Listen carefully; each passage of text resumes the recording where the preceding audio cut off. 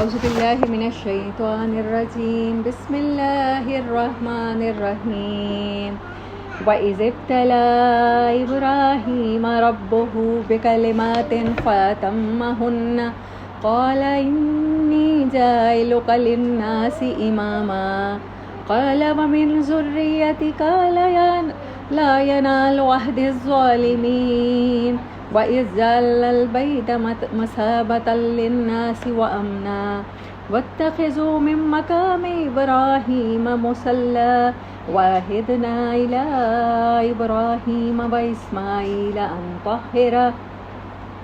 أَن طَهِّرَ بَيْتِيَ لِلطَّائِفِينَ وَالْعَاكِفِينَ وَالرُّكَّعِ السُّجُودِ وَإِذْ قَالَ إِبْرَاهِيمُ رَبِّ اجْعَلْ هَٰذَا بَلَدًا آمِنًا وَارْزُقْ أَهْلَهُ مِنَ الثَّمَرَاتِ مَنْ آمَنَ مِنْهُم بِاللَّهِ وَالْيَوْمِ الْآخِرِ قَالَ وَمَنْ كَفَرَ فَأُمَتِّعُهُ قَلِيلًا ثُمَّ أَضْطَرُّهُ إِلَىٰ عَذَابِ النَّارِ وَبِئْسَ الْمَصِيرُ وَإِذْ يَرْفَعُ إِبْرَاهِيمُ الْقَوَاعِدَ مِنَ الْبَيْتِ وَإِسْمَاعِيلُ رَبَّنَا تَقَبَّلْ مِنَّا إِنَّكَ أَنتَ السَّمِيعُ الْعَلِيمُ رَبَّنَا وَاجْعَلْنَا مُسْلِمَيْنِ لَكَ وَمِنْ ذُرِّيَّتِنَا أُمَّةً مُسْلِمَةً لَكَ وَأَرِنَا مَنَاسِكَنَا وَتُبْ عَلَيْنَا إِنَّكَ أَنتَ التَّوَّابُ الرَّحِيمُ رَبَّنَا وَابْعَثْ فِيهِمْ رَسُولًا مِّنْهُمْ يَتْلُو عَلَيْهِمْ آيَاتِكَ وَيُعَلِّمُهُمُ الْكِتَابَ وَالْحِكْمَةَ وَيُزَكِّيهِمْ إِنَّكَ أَنتَ الْعَزِيزُ الْحَكِيمُ وَمَن يَرْغَبُ عَن مِّلَّةِ إِبْرَاهِيمَ إِلَّا مَن سَفِهَ نَفْسَهُ وَلَقَدِ اصْطَفَيْنَاهُ فِي الدُّنْيَا وَإِنَّهُ فِي الْآخِرَةِ لَمِنَ الصَّالِحِينَ إِذْ قَالَ لَهُ رَبُّهُ أَسْلِمْ قَالَ أَسْلَمْتُ لِرَبِّ الْعَالَمِينَ وَوَصَّىٰ بِهَا إِبْرَاهِيمُ بَنِيهِ وَيَعْقُوبُ يَا بَنِيَّ إِنَّ اللَّهَ اصْطَفَىٰ لَكُمُ الدِّينَ فَلَا تَمُوتُنَّ إِلَّا وَأَنتُم مُّسْلِمُونَ صدق اللہ العظیم اما بعد فاعوذ باللہ من الشیطان الرجیم بسم اللہ الرحمن الرحیم This passage I recite is from Surah Al-Baqarah. حضرت ابراہیم علیہ السلام کا تذکرہ آلموسٹ قرآن پاک میں 17 ٹائمز ہے، لیکن اس میں سے جو میں نے پیسے سلیکٹ کیا ہے آج کے اپنے اس لیکچر کے لیے، لیکچر کہیں یا انڈرسٹینڈنگ کے لیے، یا ان کی لیگیسی کے بارے میں تھوڑی سی انڈرسٹینڈنگ ڈیولپ کرنے کے لیے، سو دس از اباؤٹ سورۃ البقرہ. آلموسٹ یہ ہیں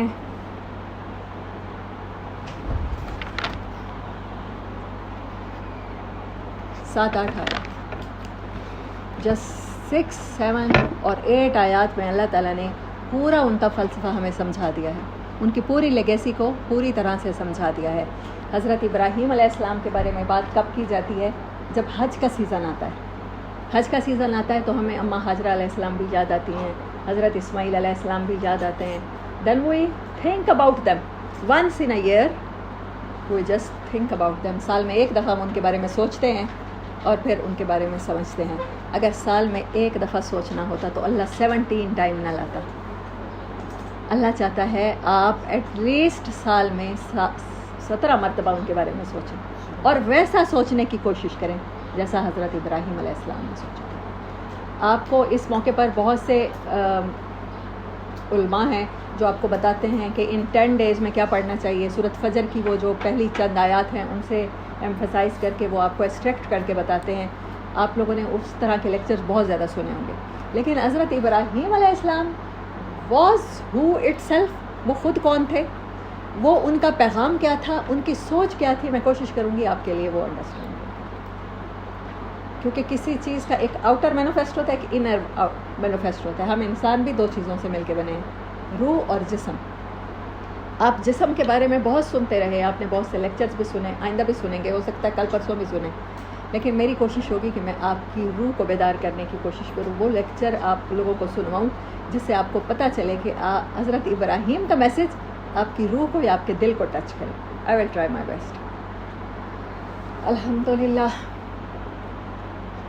آیات کا ترجمہ پڑھتے ہیں اور پھر اس حضرت ابراہیم کے بارے میں جاننے سے پہلے میں آپ لوگوں کو چاہوں گی کہ آپ کو میں لے چلوں ایک سین کی طرح، ایک امیجینیشن کی طرح. کہاں لے چلوں؟ آج سے 5000 سال پہلے کے عراق میں. آج سے 5000 سال پہلے کے عراق کے قصبے ار، ایک شہر تھا ار جہاں کے آپ رہنے والے تھے. چھوٹا سا قصبہ تھا. اس چھوٹے ار، الف پیش رے ار، اس شہر اور اس قصبے کے 25,000 خدا تھے اس ٹائم پہ. میں آپ کو حضرت ابراہیم علیہ السلام کی لیگیسی سنانے لگی ہوں، تو اس سے پہلے ان کا بیک گراؤنڈ جاننا آپ کے لیے ضروری ہے. جب وہ جاننا آپ چاہیں گے، اس کو امیجن کریں گے تو آپ سمجھیں گے. قرآن پیغمبروں کی دعائیں صرف نہیں بتاتا. قرآن پیغمبروں کے اوپر جو حالات اترے، جن حالات میں انہوں نے دعا مانگی، فار سپوز حضرت یونس علیہ السلام جن حالات میں تھے، قرآن پہلے انہیں ڈسکرائب کرتا ہے، پھر آپ کی دعا بتاتا ہے. ان حالات میں پیغمبر جب گزر رہا تھا، وہ اللہ کا عظیم نبی، جب اس کو یہ مشکل پڑی، جب وہ اللہ کیوں حالات ہمیں بتاتا ہے تاکہ ہم اس طرح سے محسوس کریں. ہے کہ نہیں ایسا؟ کسی بھی پیغمبر کی دعا آتی ہے، اس سے پہلے اللہ پوری سٹوری سناتا ہے کہ وہ پیغمبر کس مشکل میں تھا، وہ اللہ کا بندہ کن حالات سے گزر رہا تھا، تاکہ ہم ان حالات کو محسوس کریں. آپ اے سی والے بیڈ رومز میں بیٹھے ہوئے ہم دعائیں پڑھتے ہیں، لیکن جب ہمارے اندر ہمارے اوپر وہ سچویشن آتی ہے، وہ کلیمٹی آتی ہے، وہ ڈیزاسٹر آتا ہے ہماری زندگیوں میں، آپ وہ دیکھیں جب ہم اس ٹائم وہ اس پیغمبر کے حالات کو یاد کر کے وہ دعا مانگتے ہیں تو پھر اثر کیسا ہوتا ہے. پھر ہمیں خود بھی پتہ چل رہا ہوتا ہے کہ ان دعاؤں کے آنسر اللہ تبارک و تعالی ہمیں دے رہا ہے. جب تک آپ کسی طرح کے حالات کو ایکسپیرینس نہیں کرتے، آپ اس چیز کو محسوس نہیں کر سکتے. اللہ نے جب پیغمبروں کی اتنی خوبصورت سٹوری سنائی ہے، ہی وانٹ کہ ہم we at least think about them once. جب وہ آیات پڑھ رہے ہیں تب اس طرح کے ماحول کو امیجن کرنے کی کوشش کریں. آج کے ماحول کو امیجن نہ کریں. ہم نے مسلمان گھرانوں میں آنکھ کھولی ہے، ہم پاکستان میں رہتے ہیں، ہمارے لیے مسجدوں میں جانا آسان ہے، ہمارے لیے اللہ کا نام لینا آسان ہے. ہم یہاں پر اللہ کے بجائے کسی اور کا نام لیں گے، وہ مشکل ہوگا. حضرت ابراہیم کے لیے ایسا اللہ کا نام لینا مشکل تھا جیسے آج ہم آپ میں سے کوئی اٹھا کے گھر میں بھگوت گیتا کا درس شروع کرتے. میں یہاں سے قرآن ہٹا کے میں آپ کو ہندوؤں کی کسی کتاب کا درس شروع کر دیتی ہوں. میں دیکھتی ہوں آپ میں سے کوئی آئے گا میرے پاس. اس طرح کے شدید حالات میں حضرت ابراہیم علیہ السلام نے آنکھ کھولی ہے، شعور سنبھالا ہے. تو میں آپ کو اسی لیے میں لے کر جانا چاہ رہی تھی 5000 سال پہلے کہ اس ماحول کی شدت کا اندازہ کریں جس میں ایک ٹین ایجر بوائے نے اللہ کے بارے میں سوچنا شروع کیا. صرف اکیلا اپنا نہیں سوچا. پھر میں رہتے ہوئے 25,000 خداؤں میں رہتے ہوئے حضرت ابراہیم علیہ السلام کی نا ایک پرسنالٹی کی ایک بہت امیزنگ بات ہے. آپ جو سوچ رہے تھے نا، وہ اکیلا نہیں سوچ رہے تھے، وہ جنرلی سب کے ساتھ سپیک کر رہے تھے، اپنی سوچ کو پھیلا رہے تھے، پروموٹ کر رہے تھے. جب سورج چاند ستاروں کی باتیں کی ہیں، اکیلے گھر میں بیٹھ کے تو نہیں کی. اللہ نے وہ قصہ ریکارڈ کر دیا اگر قرآن میں، تو لازمی بات ہے کہیں نہ کہیں لوگوں کے سامنے کی ہیں. مجھے تو لگتا ہے ستارہ میرا خدا ہے. خدا کی تلاش کے سفر میں نکلتے ہیں تو اکیلے نہیں نکلے، اپنے ساتھ رہنے والے احباب کو، چند لوگوں کو اپنے ساتھ ملا دیا، اپنے گھر والوں کو، کہ آؤ خدا ڈھونڈتے ہیں. اور پھر کہا مجھے تو لگتا ہے تارا میرا خدا ہوگا. آپ کو لگتا ہے کہ شہر کا یہ خدا ہے، شہر کا حاکم بھی خدا کہلاتا تھا، یہ خدا ہے، تو پھر نہیں، مجھے لگتا ہے تارا خدا ہوگا. پھر تارے کے بعد کہا نہیں، یہ تو ڈوب گیا، یہ تو چھپ گیا، اب لگتا ہے چاند میرا خدا ہوگا. اٹ از ویری روشن، مطلب وہ بہت اس کی لائٹ اچھی ہے اور وہ بہت روشن ہے، اس لیے وہ میرا خدا ہوگا. اور صبح کو جب سورج نکلتا ہے تو کہتے ہیں نہیں، یہ بھی ڈوب گیا، یہ میرا خدا نہیں ہوگا. مطلب اپنے ساتھ ساتھ وہ جیسے ان کی سوچ فلوٹ کر رہی ہے، وہ ساتھ ساتھ آپ سب کو اور مجھے اور اس 5000 سال پہلے کے اس دور میں لوگوں کو انوائٹ کر رہے ہیں کہ آپ بھی اس طرح سے سوچیں. دیکھو بھلا چمکنے والی چیزیں ہمارا خدا ہو سکتی ہیں نا؟ ہاں ہو سکتی ہیں. انہی کو خدا بنا لیتے ہیں. یہ ان کی پرسنالٹی کا ایک بہت جسے کہیں نا کہ میجر ایسپیکٹ ہے، جس کو ہمیں فنڈامنٹل قسم کا ایک ان کا ٹریٹ ہے جو ہمیں سیکھنا ہے. اکیلا نہیں، سب کو ساتھ لے کے چلنے والا. اس دور میں جہاں 25,000 خدا ہیں اور ان کے والد کی اپنی بت ساز فیکٹری ہے. آج کے دن انہوں نے آج کے دور میں ایسا سمجھیں کہ میں گھر میں ایک بت خانہ کھول لیتی ہوں اور میں مجسمہ سازی شروع کر دیتی ہوں اور میرے ہی گھر سے پروموٹ ہونا شروع ہو جائے اور ایسے گھر میں آنکھ کھولنے والا بچہ کہے خدا کا نام لینا. یہ ایسے ہے کہ میرے گھر میں خدا نخواستہ بچہ پیدا ہو جائے, آپ کے گھر میں پیدا ہو جائے جو کہے کہ میں کالی دیوی کا پجاری ہوں. ان کے لیے یہ بات اتنی عجیب تھی. ان عجیب باتوں کے جواب میں بھی جب آپ کی قوم نے آپ کو نکالا, آپ کو آگ میں ڈالا, آپ کو گھر سے نکالا, تو پھر کیا فرما رہے ہیں؟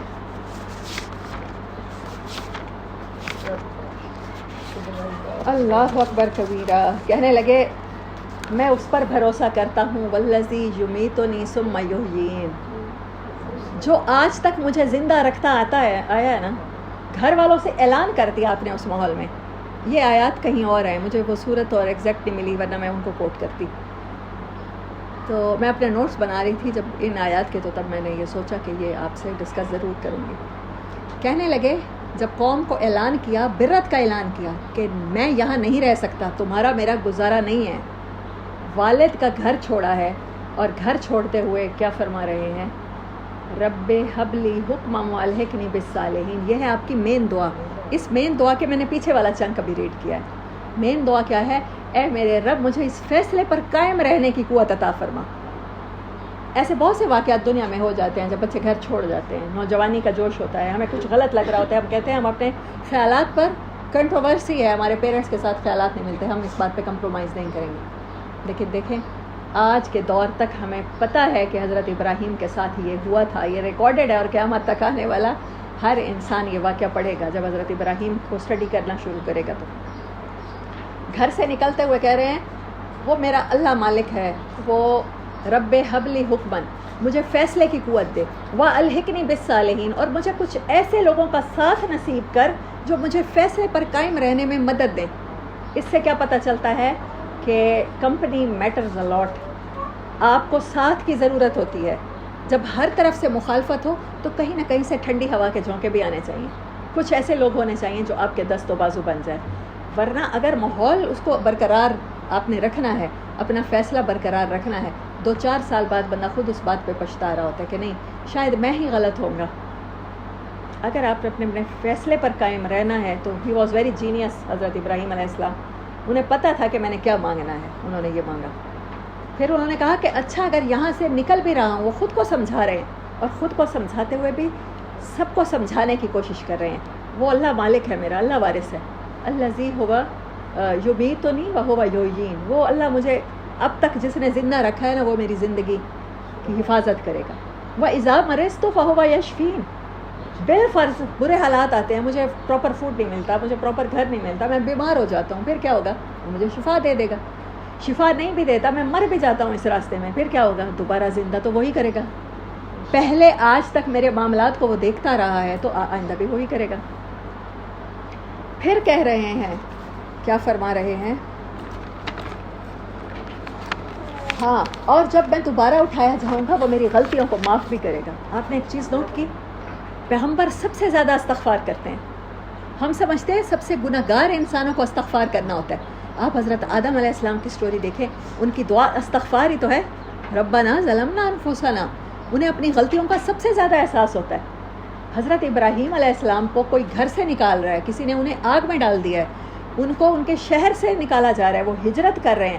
ہم میں سے کسی کے ساتھ یہ ہو, ہم تو کہیں گے بد دعائیں دے دے کے اگلے کو کہیں گے دیکھو اللہ اس نے میرے ساتھ یہ کر دیا, اللہ تو انصاف کر, اللہ اس ٹائم میرے اوپر کرم کر.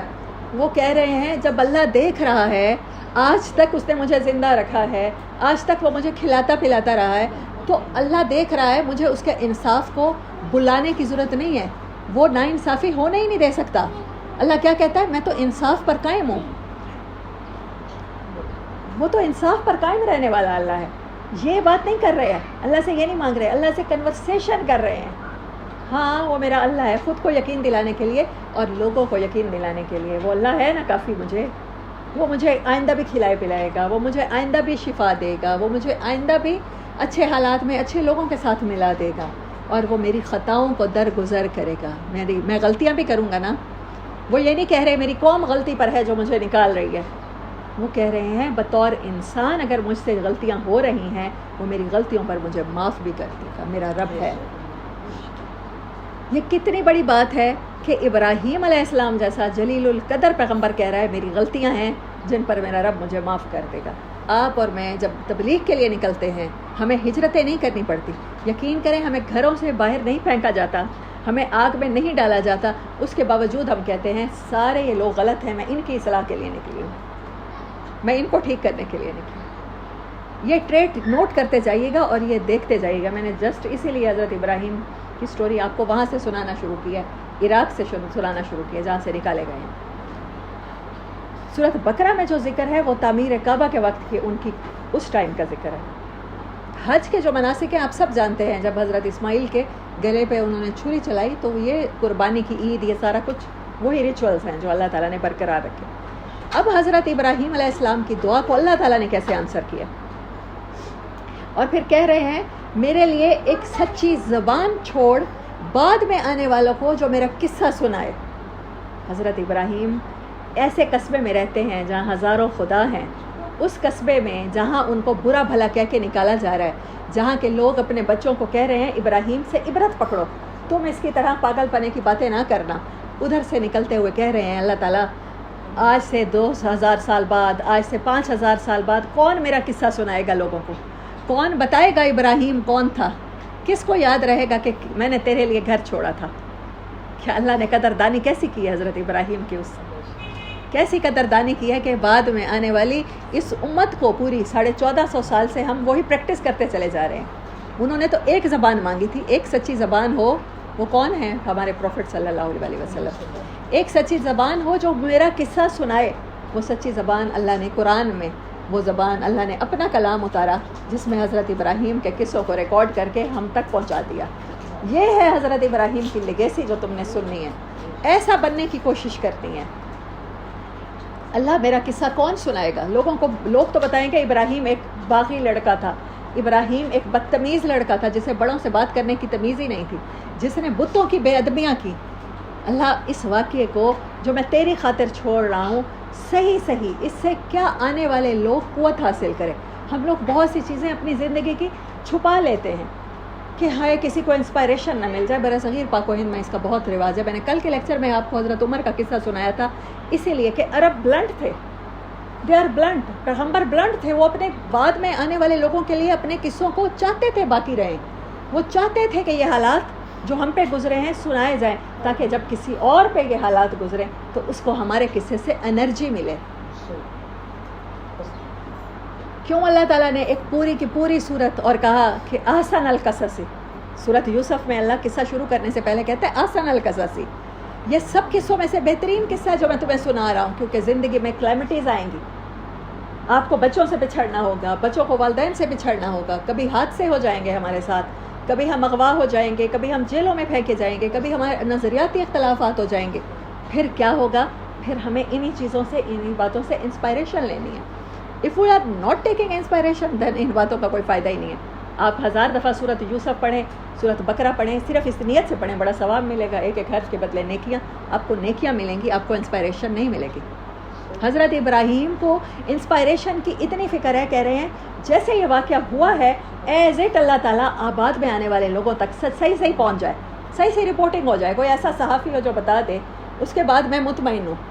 اور اللہ تعالیٰ نے ان کی دعا کو کیسے آنسر کیا کہ حضرت محمد صلی اللہ علیہ وسلم کو ان کی پوری لیگیسی کے مطابق دین اور شریعت دے کے بھیجی کہ وہ چیزیں خود بخود پریکٹس ہوتی چلی جاتی ہیں، سبحان اللہ، اور قیامت تک ہوتی رہیں گی۔ اس سے کیا پتہ چلتا ہے کہ اللہ کے لیے اگر کچھ کیا جائے وہ کیسی قدردانی کرتا ہے۔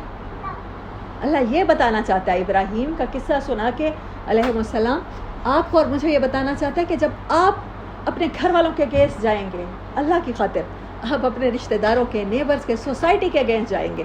ابراہیم بھی تو چلا گیا تھا، پھر ابراہیم کا آگ کچھ بگاڑ پائی، پھر ابراہیم کو وہاں سے نکال دیا جانا ایک ٹین ایجر بوائے کے لیے اٹس ویری ڈیفیکلٹ۔ تو وہ حضرت ابراہیم علیہ السلام کا قصہ اللہ تعالیٰ نے قرآن میں بہت سی جگہوں پر رپورٹ کیا۔ اب میں آپ کو یہ آیات تلاوت کرنے لگی ہوں، اب عرس سے واپس آپ آ جائیں، ادھر آ جائیں، خانہ کعبہ میں آ جائیں۔ حضرت اسماعیل علیہ السلام اور وہ حضرت ابراہیم جب مل کے خانہ کعبہ کی تعمیر کر رہے ہیں تو پھر بھی اللہ سے باتیں کر رہے ہیں. کیا کر رہے ہیں؟ اللہ سے گفتگو، لاڈ پیار، جیسے ہم اپنی سرائکی میں ہم لوگ کہتے ہیں حال ونڈنا، حال ونڈ رہے ہیں اللہ سے اپنا. حضرت ابراہیم کی نا ہمیشہ سے عادت ہے، پہلے بھی جب اللہ کو تلاش کیا تو حال ہی ونڈا، پھر اس کے بعد جب نکالے گئے تو بھی حال ونڈا، اور اب بھی جب وہ خانہ کعبہ کی تعمیر کر رہے ہیں تو حال ونڈ رہے ہیں. جس نے اللہ کے لیے گھر چھوڑا، اللہ نے اپنا گھر اس سے تعمیر کروایا، اور قیامت تک کے لیے بیت اللہ کی طرف منہ کر کے ہر نماز پڑھنے والا مقام ابراہیم پہ نفلیں ادا کرتا ہے. اس سے زیادہ قدردانی کیا ہو سکتی ہے؟ آپ اور مجھے گھر چھوڑتے ہوئے کوئی تکلیف نہیں ہونی چاہیے. یہ قصہ سننے کے بعد حضرت ابراہیم کا دیا کہ نہیں، بیت اللہ دیا کہ نہیں. اللہ کا پہلا گھر جو اس دنیا میں بنا وہ حضرت ابراہیم کے ہاتھوں بنوایا. گھر چھوڑا تھا نا ایک چھوٹے سے بچے نے، اپنے والدین چھوڑے تھے، اس کو برا بھلا کہا گیا تھا، اس کو پتھر مارے گئے تھے، اس کو آگ میں ڈالا گیا تھا. آج اللہ نے ہم سب کا رخ ابراہیم کے بنے ہوئے گھر کی طرف کر دیا ہے. ہماری اور آپ کی نماز قبول نہیں ہو سکتی جب تک جو ابراہیم نے تعمیر کیا اس کی طرف منہ نہیں کرو گے. گھر کے بدلے گھر دیا، اور بیت اللہ قیامت تک کے لیے بیت اللہ حضرت ابراہیم کی لیگیسی کے بغیر نامکمل ہے. حضرت ابراہیم تعمیر نہ کرتے تو کوئی بھی نہ کرتا. وَإِذِ ابْتَلَىٰ إِبْرَاهِيمَ رَبُّهُ، اور جب آپ کے رب نے